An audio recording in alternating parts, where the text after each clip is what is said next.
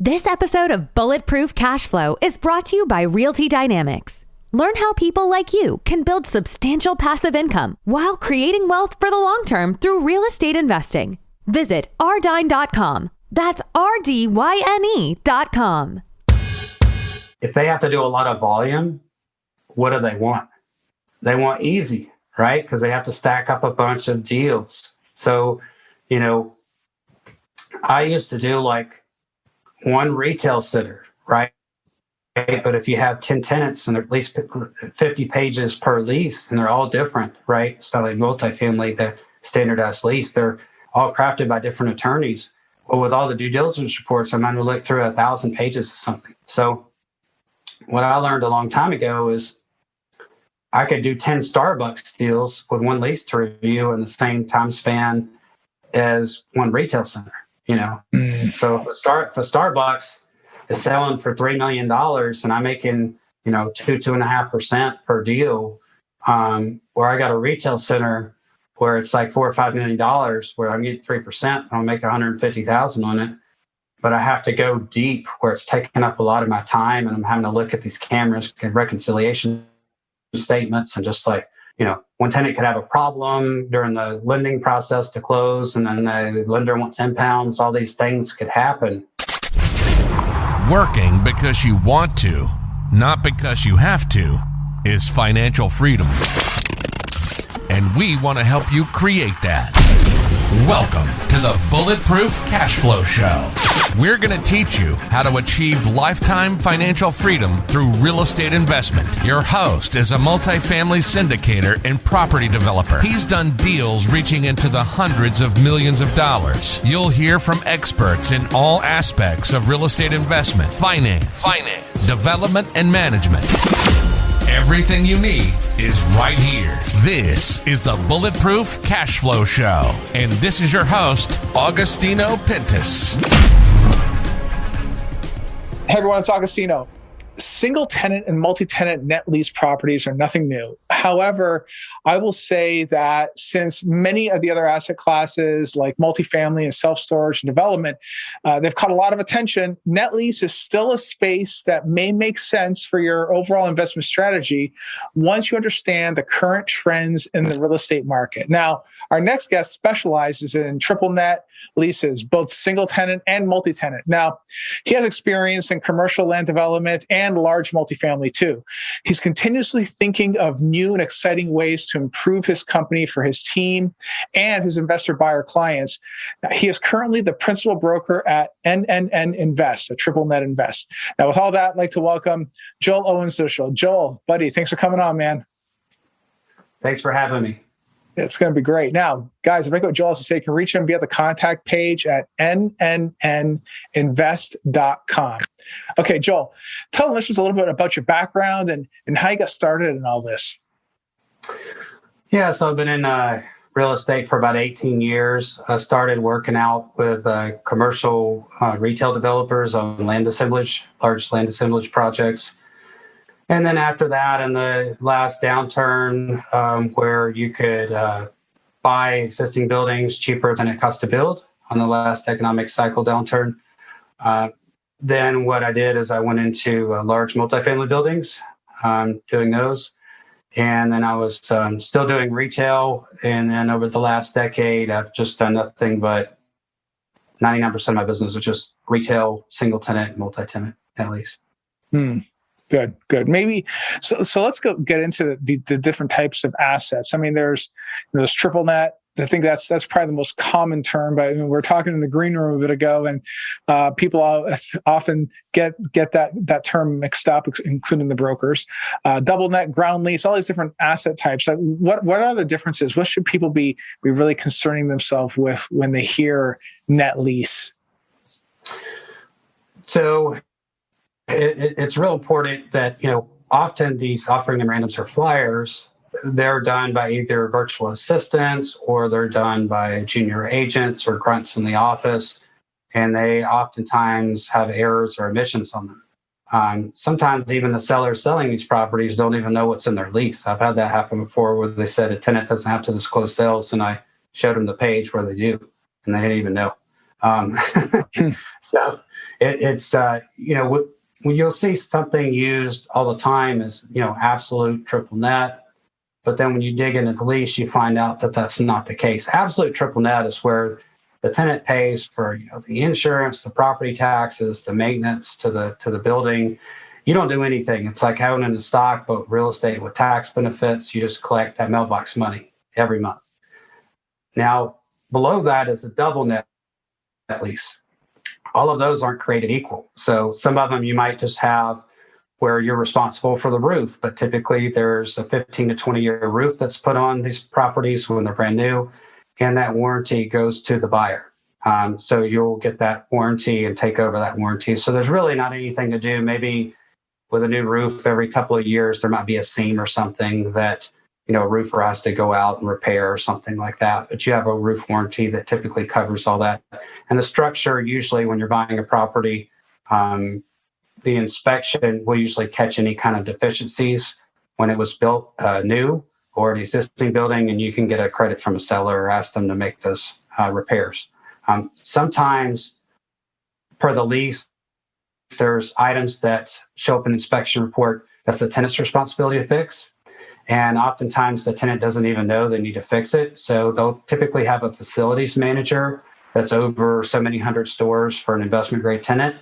But it's just like an appraiser would be going out appraising properties. They might only come around to the property every blue moon. So unless you show them with a report what's actually going on with the property, it might be years before they go around and see that property again. So that's why when you have the inspection report, it shows these items. Usually you'll submit that to the facilities manager and they'll create a ticket or order items to take care of those issues for you. And so when you're looking at this double net lease, you need to see if it's roof structure, or it could be parking lot, utility lines, and everything else that acts more like a gross lease. Most of my clients, we either buy absolute triple net or we buy the double net with the roof warranty. If it's anything else where it's got utility lines and all this other stuff, we don't touch it. A ground lease is where you own the land, but you don't own the building. Typically at the end of the primary lease term, if the tenant doesn't renew the option, you get that building that they paid for and constructed for free. And with a ground lease, there's typically no tax benefits because you don't own the building. There's nothing to depreciate there. One of the benefits to the ground lease is the rents are often way below market. So you might see a Chick-fil-A on a ground lease that is, $2.5 or $3 million, where absolute triple net in that market, they'd be paying double that rent and it'd be a $6 million building. So that's a way that you could maybe buy a ground lease in an urban core, strong suburban area. Whereas if you're looking at an absolute triple net, you would be priced out of that area. You couldn't afford a $6 million property per se, but maybe you can afford a $3 million property. And then there's other more obscure type of properties where there's a leasehold where you own the building but not the land, and you can fully depreciate the value of the building since you own the building, and you're not claiming land value there, because typically when you do tax depreciation, maybe 75-80% of the building on the purchase price is the building value, and then 20% is the land value. 20-25% is the land value. But in the case of a leasehold, though, if it does go dark, you actually lose the building. Then, right? It goes back to the landowner, right? Yeah, it can be messy. Lenders don't like leaseholds because oftentimes they will ask the landowner to subordinate their rights to where they make the lender's rights superior, and oftentimes the landowners don't want to do that. So if you have a building that goes dark, when you're looking at those types of deals, you want to look at if there's an option. If you have option rights to purchase the land from the landowner, so that way if there's a problem with the building and you want that, then you can buy the land from the landowner. And that's in that situation. You own the building, you can buy the land. So there's a couple of situations where that can work, but it's more rare to see those. There's maybe 5% of the properties in the market are leaseholds. They basically happen where a developer really wants to develop a piece of land, but the landowner doesn't want to sell. They refuse to sell. And so they agree to this leasehold where they construct the building, and then they agree to pay the ground rent to the landowner to be able to build in that location. So that's why they're real rare. They're harder to sell off. And then another type of property that people might not know about is a zero cash flow property.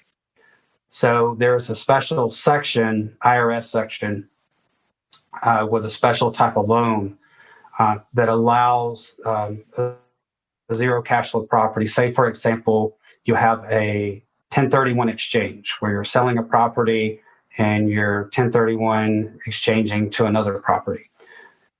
Well, with a zero cash flow, all the rent that's coming in goes to pay the mortgage. So there's no cash flow. So you're building up equity real fast and you're paying down the mortgage so that it equals zero. So if you had a 15-year lease, there's a 15-year loan on the property that at the end of that primary lease term, you own the building free and clear and the land free and clear. Now, with a zero cash flow property, you can build equity quickly, but you can also use what's called a pay down re-advance feature. So say you had a 1031 exchange with $3 million. Well, typically with a Walgreens, a lender might require 30-35% down minimum to purchase that Walgreens because of the debt service coverage ratios. When all the rent is going to pay the mortgage, they allow a higher DSCR number, debt service coverage ratio number. And so when they originate these zero cash flow properties, you can get in sometimes with anywhere from 10 to 20% down to assume those loans that are in place. And so if you had, a $6 million Walgreens and you've got a $3 million exchange, you might only have to put in maybe, let's say 20% is 1.2 million to assume the loan. Well, after it closes, you send a letter to your lender to re-advance the excess funds out of the 3 million that you have left over, the 1.8 million. And now you can keep the 1031 exchange intact, have a property that's accumulating massive equity pay down, and then you can take that 1.8 million in your own time and go buy whatever other properties you want with it while keeping the 1031 intact. Wow, tricky. Now, but you said those ones are not really that common these days, right?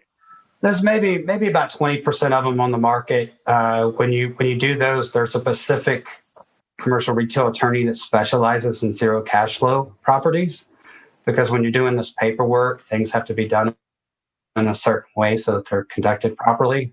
So they hold up to an IRS audit, when you're using those type of zero cash flow properties. So it's real important to know specific people that you're working with that know how to do those types of properties. And the zero cash flow, you've got to really talk to your tax accountant, because later in years, they can create a kind of a phantom gain with your taxes. So there's a timing component to buying into the zero cash flow properties and exiting out of the zero cash flow properties. Yeah, that's something you just mentioned. And I'm glad you brought it up. Attorneys, and you touched on this earlier too. It's like how one of your clients had no idea that the tenant was supposed to provide financials, right? And they weren't, because they were told they didn't need to, but by the lease it said they were, right? These are the sorts of things that can really burn someone if they don't have the right law firm, the right attorney reviewing the leases. Because in this game, the lease is everything, right? And they all vary, it sounds to me. Like there's no straight up boilerplate of an individual lease for Dollar General or Dollar Tree or Advance or whatever it might be that you're looking at. It seems like they're like snowflakes. They're all different. Yeah. So with attorneys, what I look for, so there's specific commercial retail attorneys that we've built up over the years, state by state, that we like using. There's some attorneys out there that will do net lease, but they're called dabblers. I call them dabblers, and they're just enough to be dangerous. So they might do, some residential, a little bit of commercial, a little bit of this, a little bit of that. They don't have an in-depth experience, and they can cost you a lot of money. Like one time we were buying a Walgreens, and a trust was selling off 4 different Walgreens, and one of my buyers was buying one of the Walgreens, and they worked with an attorney, the seller did, that gave him horrible advice with taxes. And they wanted to come back after the sale and do a 1031 exchange. And they wanted us to redo the purchase of the property.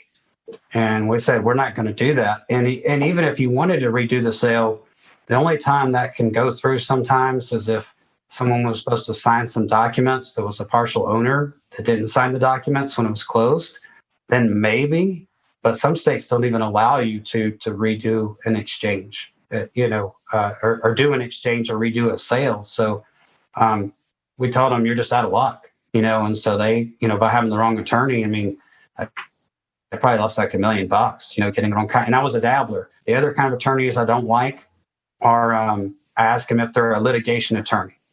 If they're a litigation attorney that does commercial transactions on the side, I don't want to deal with them because number one, they can't get out of litigation court mode. And number two, they're hard to reach. So whether they're working on your purchase and sale or you're closing your transaction, they're stuck in court all the time, in and out of court. So they have a hard time, reaching them. The other thing too is they charge you real expensive. So they're used to pressing a little keystroke on a keyboard and charging you, another $300 or something, because they're in litigators. That's what they do. They extract the most money possible for litigating this stuff. So I like regular commercial retail attorneys that only do single tenant, multi-tenant, and that's all they only focus on the transaction work, Right, now, how do you find those sorts of folks? You got to dig for them. Sometimes it's commercial, other commercial attorneys I have will know another attorney that's just like them in another state that they can put me in touch with. Other times we have to call in a specific area and we'll have to call for our clients like 4 different attorneys and we'll have to ask them a series of questions. Do you do litigation? Are you a dabbler? What's your track record? All these kind of things to see. And then I'll gauge their response over the phone. Is this an attorney that is charging $2,000 for a $500 item, type thing? Or is it someone that's only going to stick to the important parts of the process, that really matter when they're putting a purchase and sale together? Because it can make a big difference too. Like the purchase and sale, these sellers get multiple offers these days. Like my last 5 closings, we had all multiple offers, but we won those. But the difference is having an attorney that knows we can fight on these couple of items, okay? But we're not going to throw 30 demands on the seller because then when that negotiation's bogged down, they've got 2 or 3 other backup buyers that are like, we're moving on to the next buyer. This is getting too much in the weeds here. They're going to be difficult to deal with a transaction. We're going to get rid of them. Versus if you get the key parts agreed to, you get them under contract. Now you've got a 35, 45 day due diligence period. You've got, an additional 20, 30 days to close. You've got them locked up for a couple of months now. So if you need a little request while we're under contract, as long as they see it moving forward, the seller's going to be much more amenable to that because all the other buyers have gone. Now they moved on to other properties.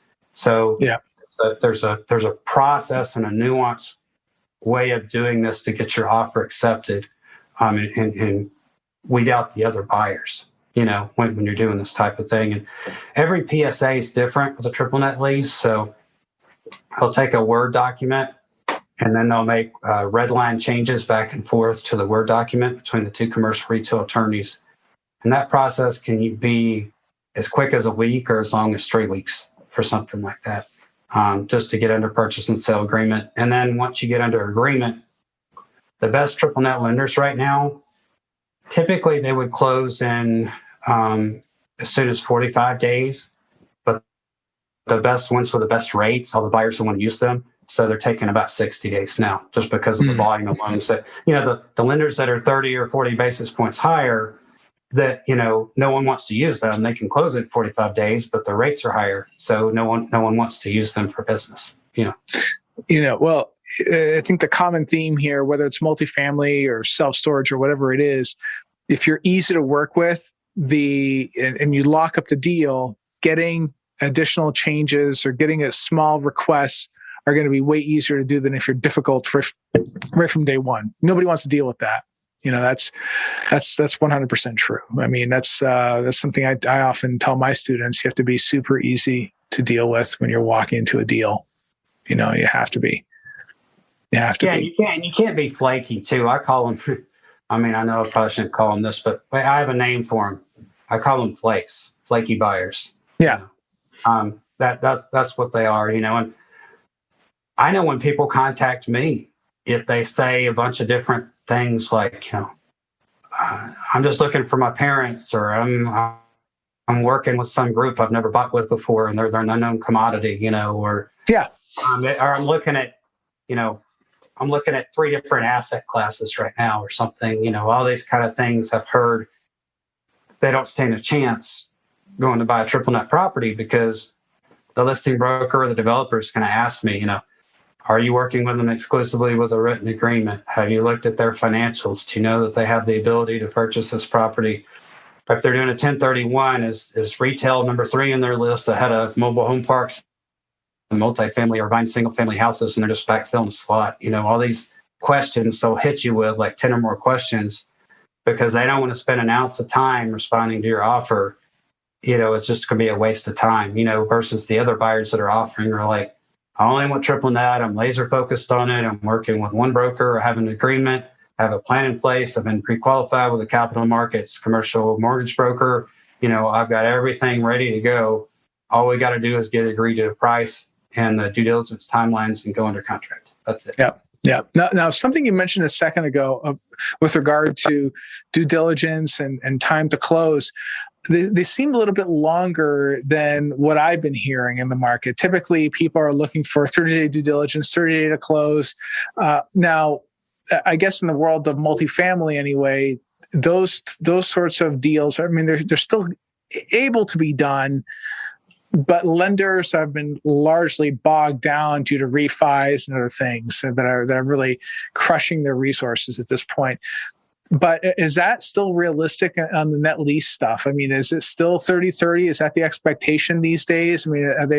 Are typical buyers looking for like all cash transaction, that type of thing? Or like, what are you seeing these days? Yeah. So, it depends on the property. If someone has all cash, they can put it in there that it's all cash to meet the due diligence timelines, but run concurrent application for a loan so that after they close on the property, they put a loan on it, but it's not part of the deal with the seller. Right now, this time of year, I'll get some listing brokers that'll say, do it in 30 days or something. And I'm like, it's impossible. Right now we got Thanksgiving, that's a week. Christmas, that's going to be 2 weeks. The lenders take off. That's 3 weeks. Now you take weekend.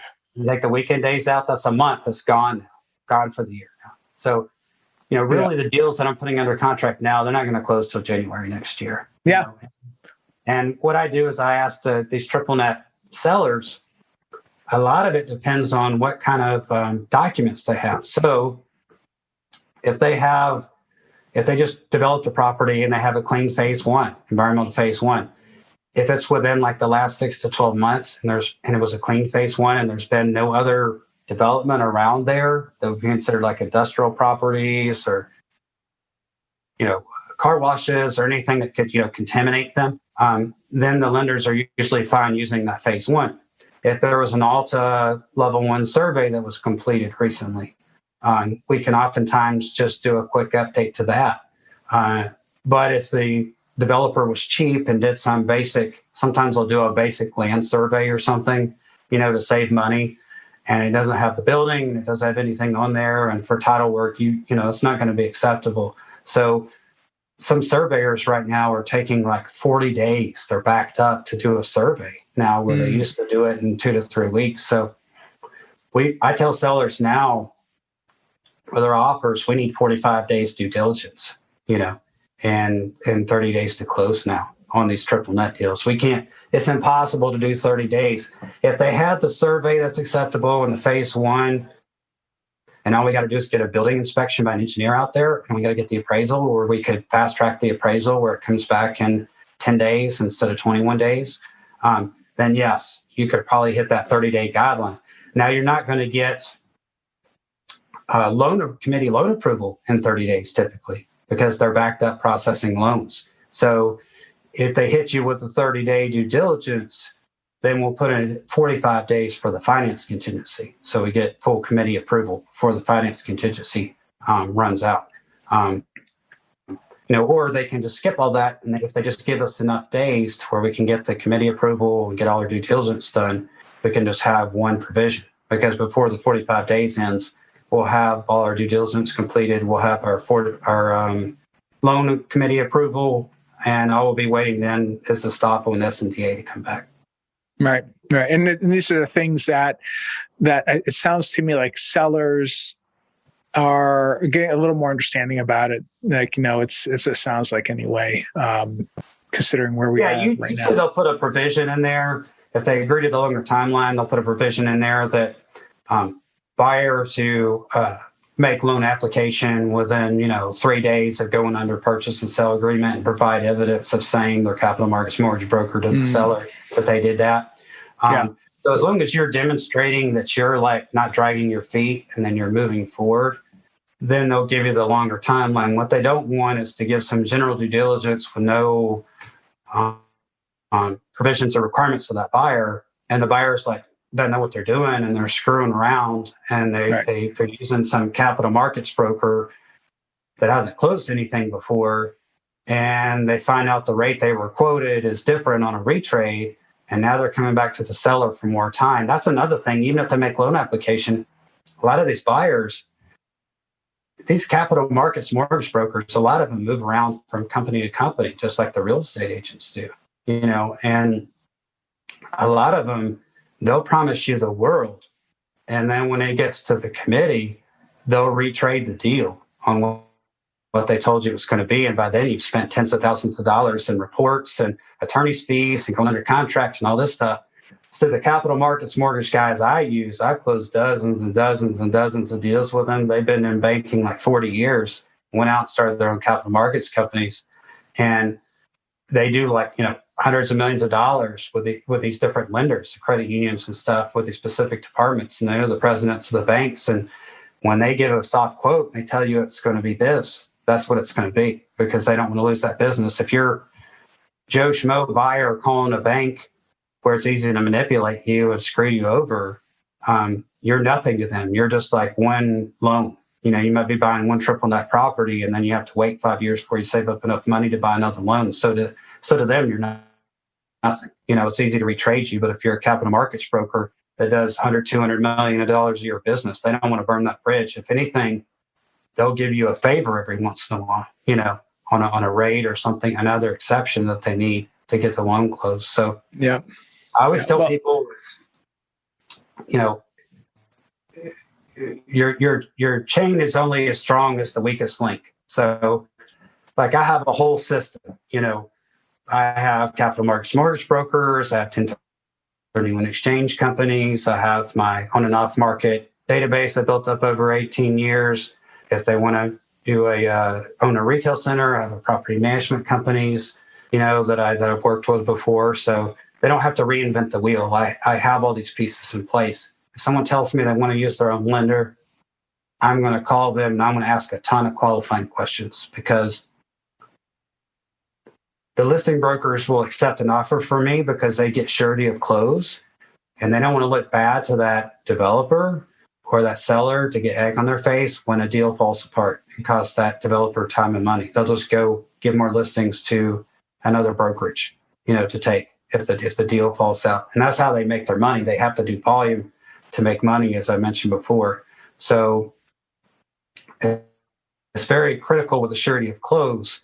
And I can't put my 18-year reputation on the line if I don't know who this lender is that this buyer is wanting to use. I don't know if they can perform, or if they're going to retrade, or they're going to flake out, and all this kind of stuff. That's why, frankly, that's why I qualify buyers. I put them through a process. They go to my website, they fill out the form, they submit the form.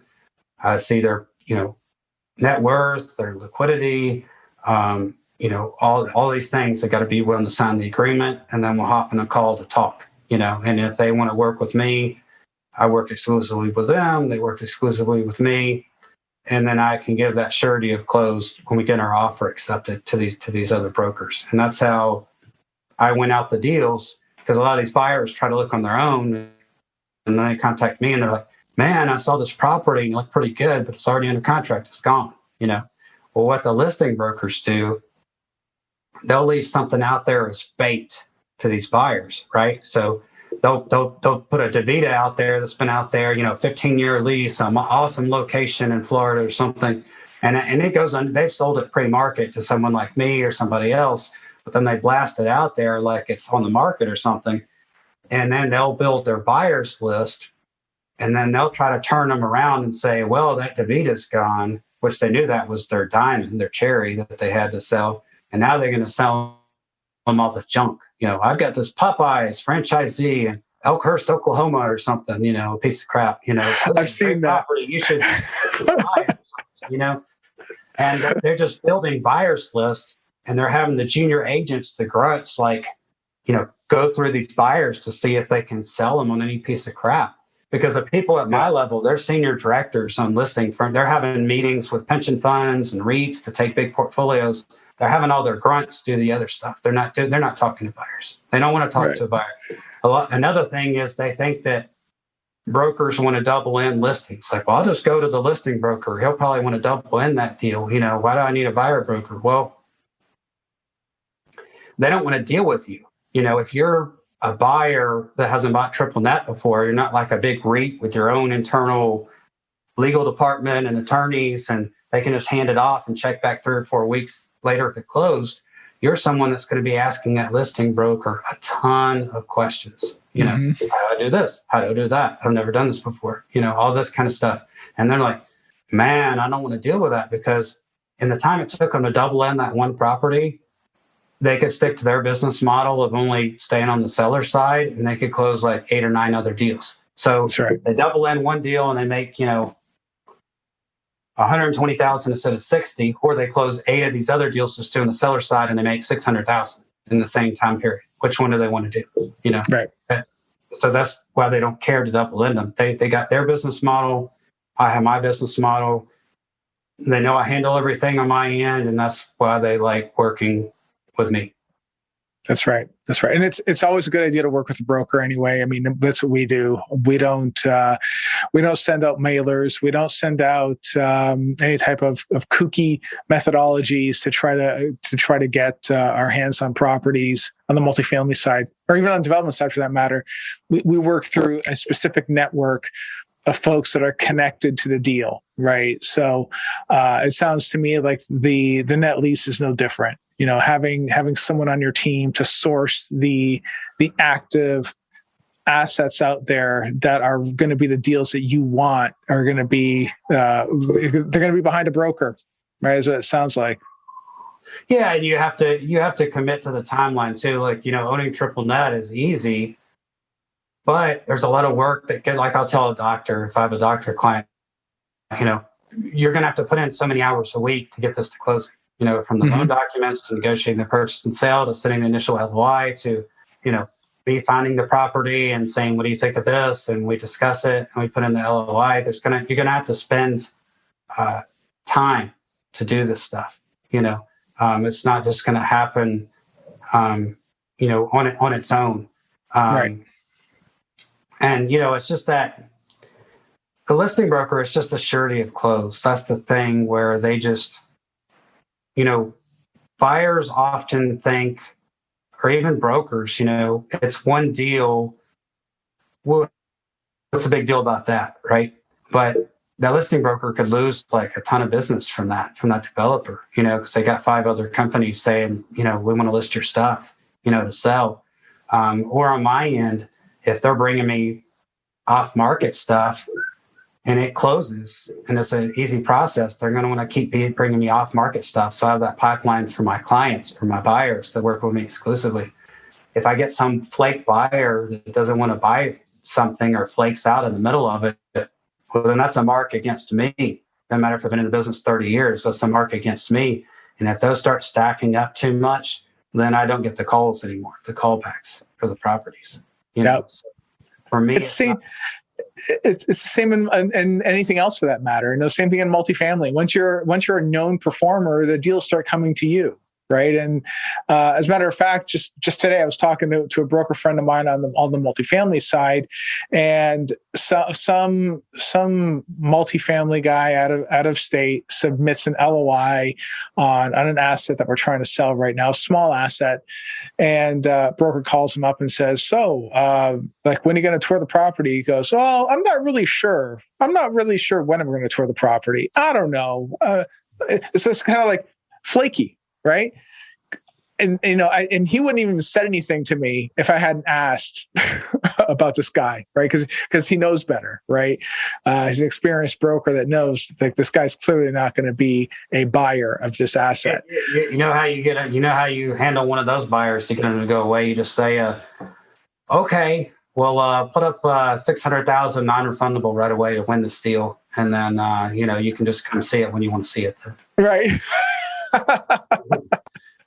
They'll go away real fast. That's right. Right. It's because I don't know on your deals, on your multifamily deals, some other friends are syndicating, different stuff in Phoenix and other areas, and it's so competitive there that they're having to go hard with like $1 million up front. Just to win. I mean, this is Class A multifamily. It's got room to run on the rent growth on the multifamily, but I mean, they're having to go hard like right away to win this stuff.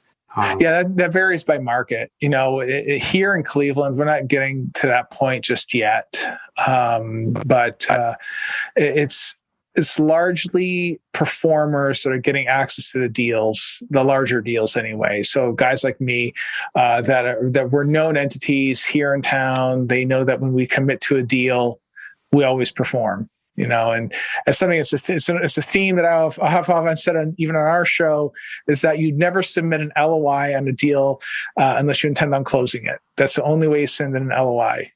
Don't just tire kick. If you're going to do the deal. Commit to doing the deal, right?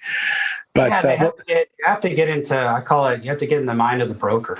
Yeah. So this listing broker, even though you have a buyer broker, this listing broker, the buyer broker is going to know what the listing broker wants to see.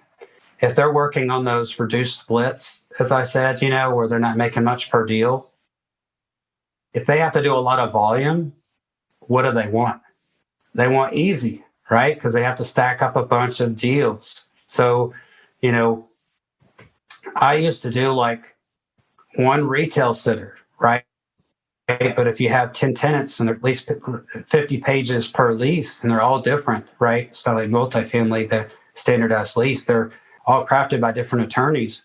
Well, with all the due diligence reports, I'm going to look through 1,000 pages of something. So what I learned a long time ago is I could do 10 Starbucks deals with one lease to review in the same time span as one retail center, So if a Starbucks is selling for $3 million and I'm making, 2.5% per deal, where I got a retail center where it's like $4 or $5 million, where I'm getting 3%, I'll make $150,000 on it. But I have to go deep where it's taking up a lot of my time, and I'm having to look at these cameras and reconciliation statements, and just like, one tenant could have a problem during the lending process to close, and then the lender wants impounds. All these things could happen. I'm putting in most of my time onto that deal versus if I do single tenant deals, I could do like 10 in the same time span.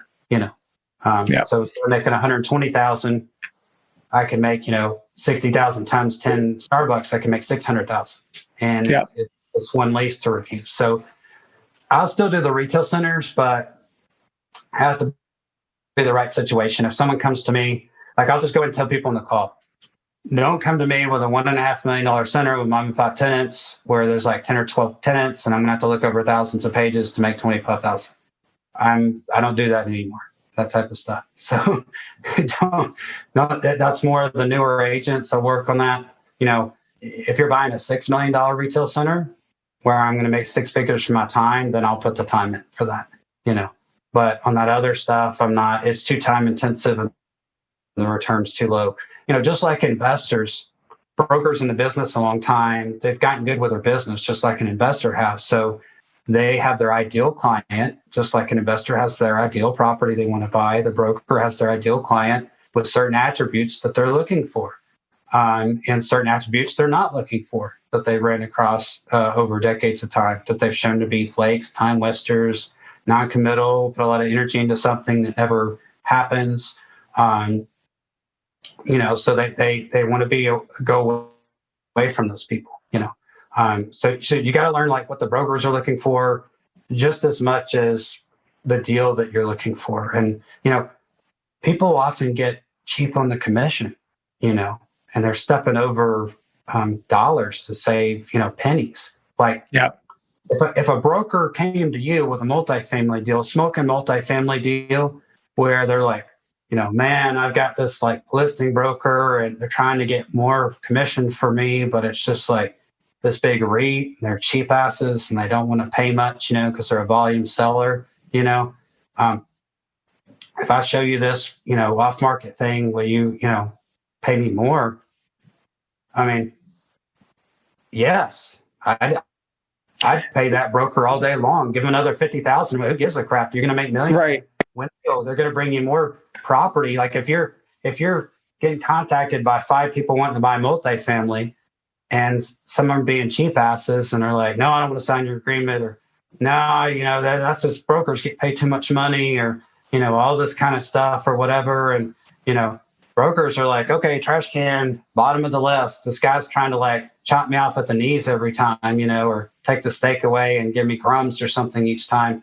The one that like if you say, I'll pay you more to get this deal, to find me the excellent deals. I want to be at the top of your list. That's right. That's how you win the deals. Like people think about the stuff in the wrong way. The money motivates for everybody. Money motivates. So 100%. And that's the thing. You know what? If you're going to do it, if you're working on a multi-million-dollar deal and you have to pay the broker an extra $100K, pay the broker the extra $100K. If the deal is that sensitive and it needs $100K to make a profit, then you probably don't want to do that deal anyway, right? And to your point, you please the broker will send you more deals. That's how you grow your business. That is exactly, the broker's always the key master to every single deal that you're going to want to do. They are the key master, right? Or the gatekeeper. I think the residential side, some of that's being automated. But I think on the commercial side, when you're talking about millions and tens of millions of dollars moving at a time, a lot of times people spent their whole life accumulating that type of net worth. And so when they want to go sell an asset, they're not going to use some Zillow AI to tell them what the value of the property is. Correct. Yeah. That's happening some on the residential side, but those are more simplistic type deals with less sophisticated buyers. And so That's right. Yeah. So, Joel, we covered a lot of stuff today, and I can probably talk to you for another hour or so, but we're running out of time here, though. So if you had one piece of bulletproof advice for our listeners, what would you tell them?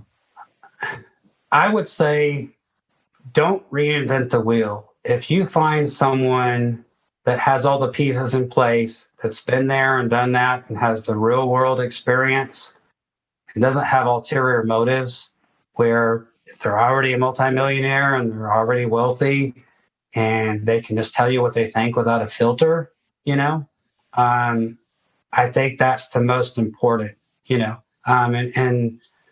selfishly, a broker that's been in it a long time, they don't want a headache either, just like the buyer doesn't want a headache. So they've vetted their commercial retail attorneys, the property management, the lenders. They've done all that heavy lifting for you. Don't recreate the wheel. Find the most competent person you can. Let them source the properties for you. Because oftentimes, like I've probably reviewed over 1 million properties since I've been doing this. I usually review about 1,000 a week.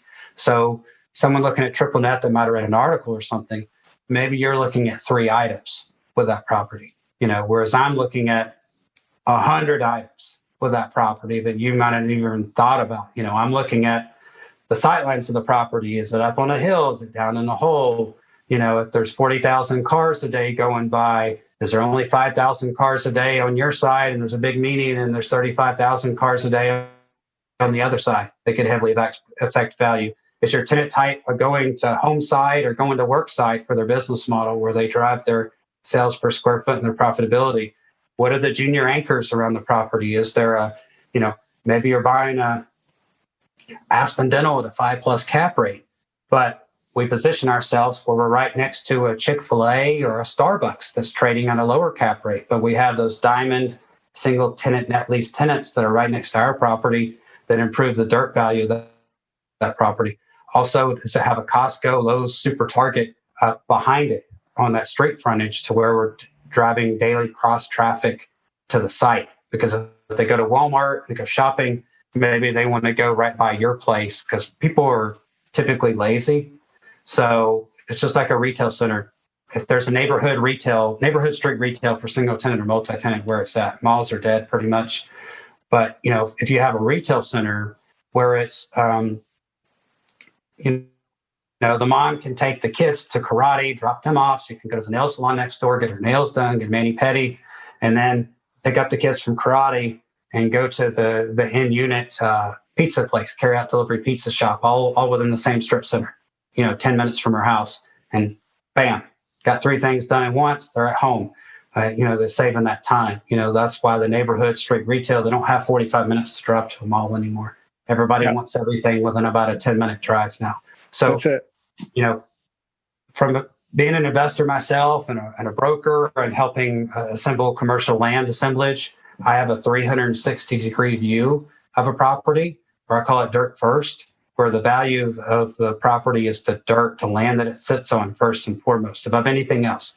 You can have a Starbucks that's in a rural area or a weak suburban type area, and it's an investment grade tenant. But if they ever go out or have early termination clause in their lease, the rent per foot you're not going to get for that mom and pop tenant that's going to be in that area still. National tenants, when cycles go up, they expand, dip their toe in the water, go out to these weaker areas and see if the growth will come there. And then they put these termination clauses to get out of it. Versus if you own a strong suburban or urban core area, as the population grows over time, they relax the zoning density laws to accommodate buildings going higher or more buildings being able to be built on the same acreage, because there's no more land to develop. So the land that you're sitting on becomes more valuable. I've seen multifamily buildings that were built in the 70s and 80s on 15 acres that only had 85 units. Now later with the population grown, they can put 400 or 500 units on that same acreage now, because the zoning density laws have been relaxed a lot to allow the accommodation of the population levels that are growing. And then, most of my clients we buy in warm belt states now. So we'll still buy in cold belt states, but it's very isolated pockets of growth, high income levels for single tenant in those states.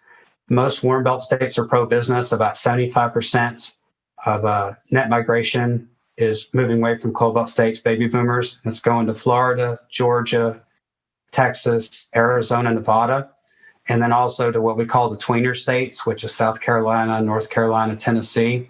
And so where they want to move to a warm belt state, they don't want to come all the way down to the bottom of the U.S. That's where a lot of the growth is coming, pro-business states. You can develop in Texas or Georgia the same time in California with red tape it took you to develop one In-N-Out burger. In the same time span, you can build 3 to 4 in Texas or Georgia because the process is easier to work with. So all these nuances are extremely important. I'll give one last tip because I know we got to go. But you can tell I can talk about this stuff for years. So we maybe went over today maybe like 10% of the stuff.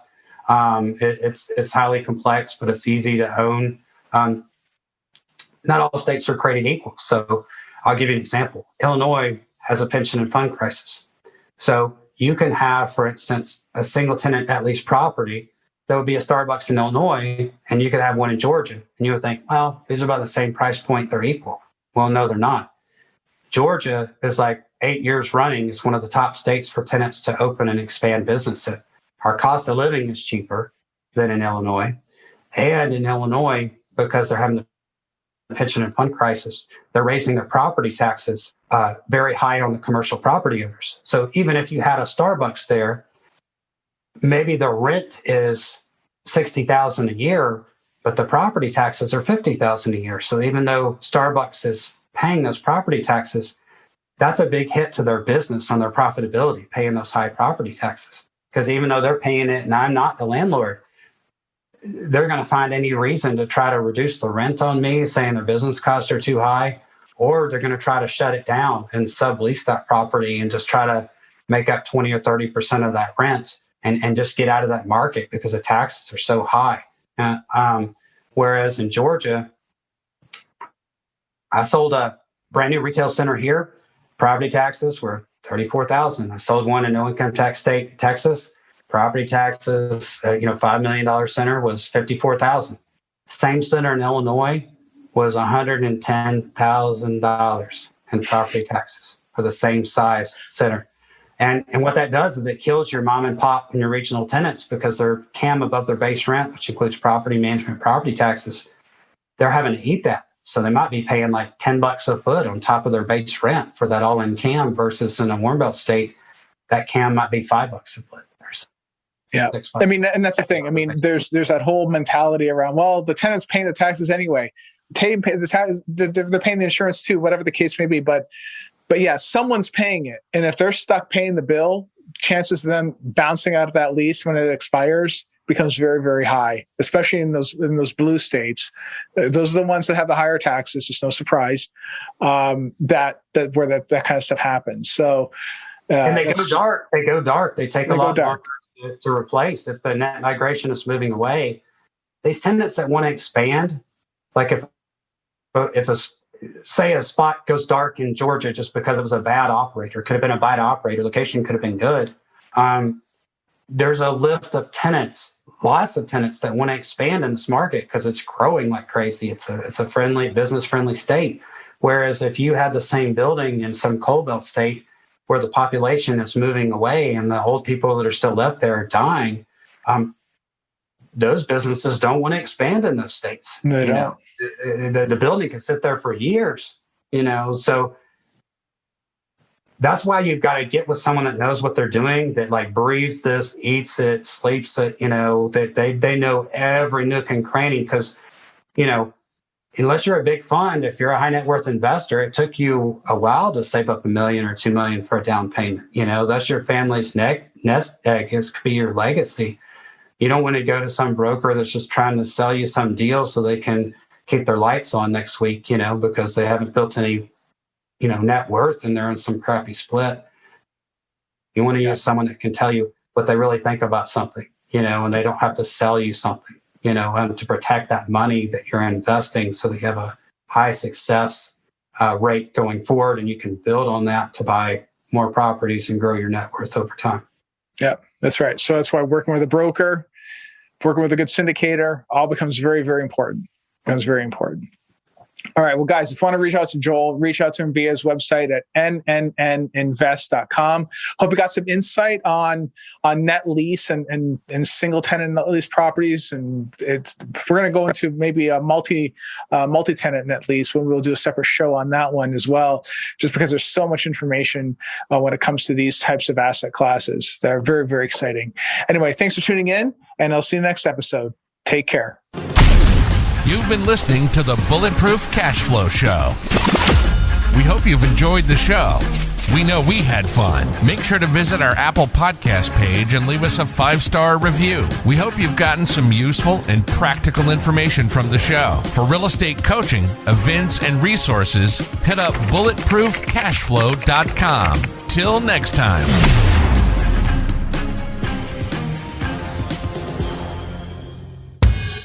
No information in this episode should be considered specific, personal, or professional advice. Any investment opportunities mentioned on this show are limited to accredited or sophisticated investors. Any investments will only be made with proper disclosure and subscription documentation and subject to all applicable laws. Please consult an appropriate tax, legal, real estate, financial, or business professional for individualized advice.